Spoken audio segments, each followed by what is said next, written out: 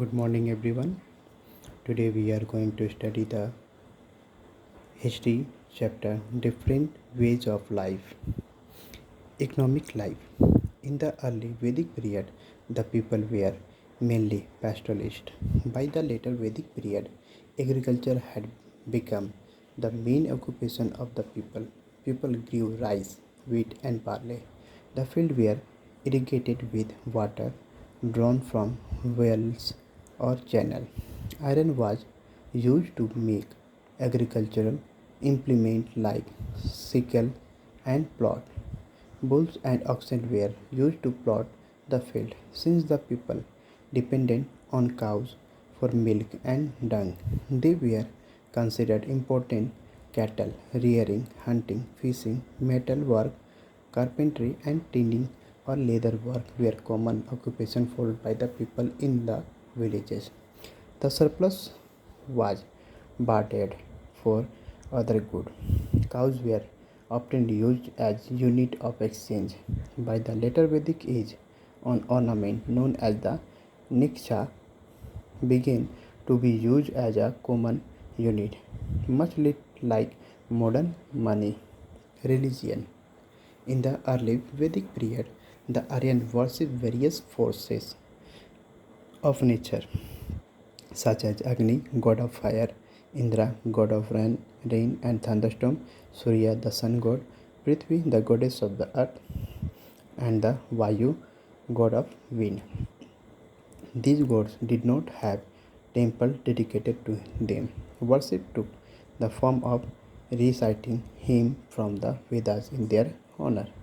In the later Vedic age, the Aryans began to worship Brahma, the creator, Vishnu, the protector, and Shiva, the destroyer of evil.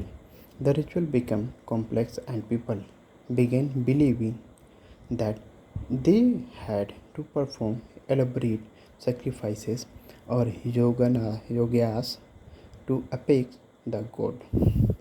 Calcothic culture in Namgaon. Around the time of around the time when the Vedic people were establishing settlement in the Indo-Gangetic plain, other cultures were developing in various parts of the Deccan, South India, and Kashmir. Many of these were Calcothic settlement, with the people making tools out of both copper stone. Inam Gaon was one of the most important Calcothic culture located near Pune, Maharashtra, on the right bank of the river Ghod.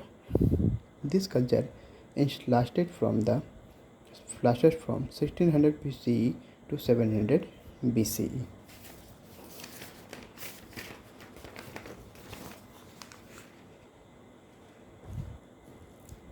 The settlement The settlement seemed to have been well planned. Most houses excavated at this site were rectangular in plan and had storage facility for grain, indicating a thriving agriculture economy. By 1000 BCE, the houses began to become circular, implying a decline in agriculture and return to nomadic life. Agriculture and livestock rearing formed the mainstay of their economy. Sheep, goat, and other cattle were domesticated. Hunting and fishing also provide them with food.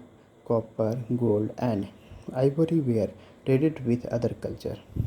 An important feature of the economy was the presence of craft specialists like potter, goldsmith, lime maker, and ivory carver in the villages. The pottery was mainly block on red with geometrical design and animal painted on them.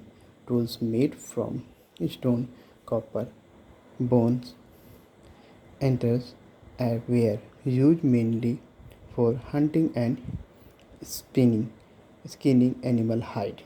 The burial that have been found reveal that objects of daily use were buried with the dead.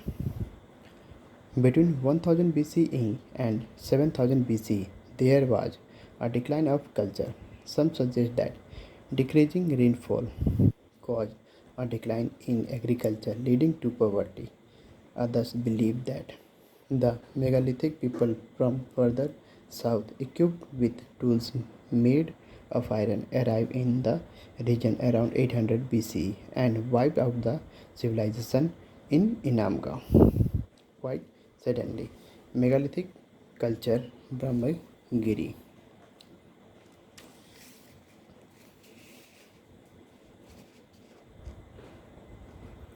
In megalithic culture, huge stone structure were used by the people to mark burial site as other important marker. Between 1500 BCE and 300 CE, megalithic culture existed across large part of the Deccan and South India. This megalithic culture were Iron Age culture as the people were familiar with the many uses of iron. The discovery of iron changed the way their people disposed their dead as the iron tools could cut the stone needed to create a megalithic burial site. The picture on the previous show the different burial style followed by the megalithic culture of India. One of the largest megalithic culture in India flourished in Brahmagiri, Karnataka between the 2nd century BCE and the middle of 1st century CE. The people of Brahmagiri were both farmer and herder. Agricultural tools like nickel, sickle and weapon like spear, sword and arrowhead made of iron were found here from this period. Around 300 tombs have been found here. The bodies were buried in rectangular Esther excavated pits. They were often surrounded by boulders arranged in concentric circle.